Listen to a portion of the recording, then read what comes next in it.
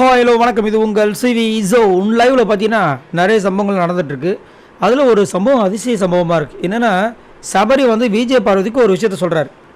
என்ன சொல்கிறாருன்னா, இதை பண்ணு உனக்கு அழகாக இருக்கும்ன்றார். என்னடா இது, புலி பதுங்குதா பாயுதா அப்படின்ற மாதிரியே ஒன்றும் புரியல.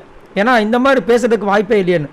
அதே மாதிரி நீ வந்து நேற்றுலேருந்து நான் பார்த்துட்ருக்கேன், ஃபுல்லாக பார்த்துட்ருக்கேன், நல்ல எஃபர்ட் போடுற, உண்மையிலேயே சூப்பராக இருக்குன்னு பாராட்டுறாரு.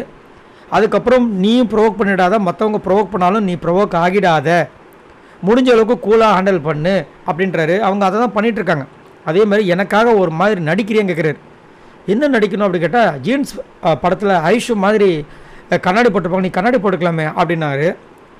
ஏய், கண்ணாடி இல்லாமல் இந்த லென்ஸ் போட்டால் ரொம்ப அழகாக இருக்கலாம், அதனால தானே அதை பண்ணியிருக்கோம். உன்னோட இதுக்கு இது கம்ஃபர்டபுளாக இருக்குது, சரி ஓகே. அதே மாதிரி இதுக்கப்புறம் நம்ம சேர்ந்தே பண்ணுவோன்றாங்க.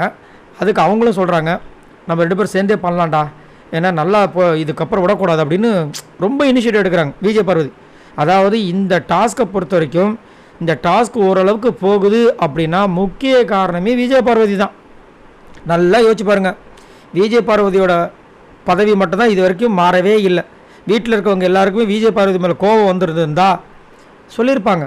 ஆனால் மாற்றினது என்ன, திவ்யாவை தூக்குனாங்க.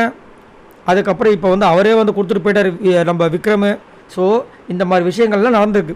ஸோ இப்போ பார்த்தீங்கன்னா இந்த மாதிரி சொல்லிவிட்டு கடைசியில் வந்து என்ன சொல்கிறாருன்னா, அங்கங்கே என்னென்ன விஷயங்கள் நடக்குது பாரு, நான் உனக்காக இருக்கேன், நீ எனக்காக இருட்டு போயிட்டாரு. நல்லா இருக்கப்பா கூட்டணி. இந்த கூட்டணி நாங்கள் ரொம்ப நாளாக எதிர்பார்த்துட்ருக்கோம். ஏன்னா நல்ல கூட்டணி. ஆக்சுவலாக பார்த்தீங்கன்னா விஜய் பார்வதி கமருதீனை விட இந்த கூட்டணி சரியான கூட்டணி. ஆனால் ரெண்டுமே ஒட்டிக்காது, அந்த மாதிரி ஒரு கூட்டணி. இதில் இன்னொரு விஷயமும் தோணுது. என்னென்னா, காலையில் விஜய் பார்வதி அந்த லிவிங் ஏரியாவில் சொன்ன விஷயங்கள் அதை வந்துட்டு அவர் கேட்டுட்டு அவராக சொல்கிற மாதிரி வந்துட்டு ஒரு விஷயம் பண்ண போகும்போது விஜய் பார்வதி சொல்லியிருப்பாங்க. அதை வந்து கொஞ்ச நேரத்துக்கு முன்னாடி தான் வந்து கார்டன் ஏரியாவில் வந்து எனக்கு நீ பண்ணது எனக்கு சுத்தமாக பிடிக்கல அப்படின்னாரு. சரி மறப்போம் மன்னிப்போம் அப்படின்னு இவங்க சொல்லுவாங்க. அதுக்கு அவர் சொல்லுவார், மறப்போம் மன்னிப்போமா, நான் எதையும் மறக்கவும் இல்லை மன்னிக்கிறதாவும் இல்லைன்ட்டார்.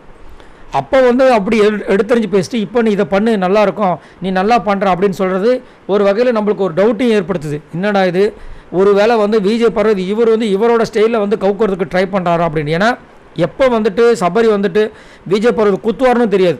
இப்போ விஜய் பார்வதி குத்துறது டைரெக்டாக தெரியும், இவங்க இதை தான் பண்ணுறாங்கன்ட்டு. பட் எப்போ சபரி குத்துவார்ன்றதே தெரியாது. ஸோ அதுக்குண்டான விஷயமா பண்ணுறாருன்னு நம்மளுக்கு ஒன்றும் புரியல. பட் பார்க்கலாம் என்ன நடக்குதுன்னு. பட் ஃபர்ஸ்ட் டைம் வந்துட்டு பாராட்டியிருக்காரு விஜய் பார்வதி, அதுவே பெரிய விஷயம். இதை பற்றி உங்களோட கருத்தை சொல்லுங்கள். பாய் நண்பர்களே.